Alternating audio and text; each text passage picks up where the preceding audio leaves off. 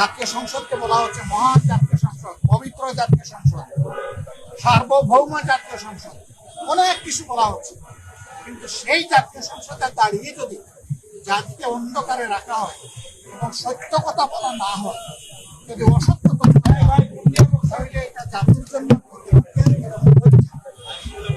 আমরা দুঃখ প্রকাশ করছি।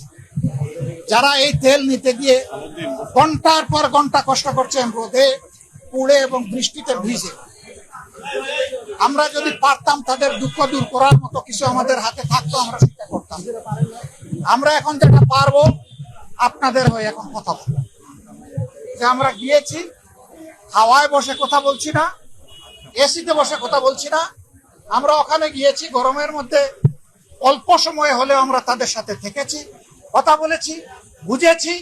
এই চিত্র এখন সংসদে আমরা নিয়ে এসেছি। আমরা এটা বিশ্বাস করি এবং স্বীকার করি, এই সংকটটা এই সরকারের তৈরি না। এই সংকট তৈরি হয়েছে বিশ্বের যুদ্ধে লাগার কারণে।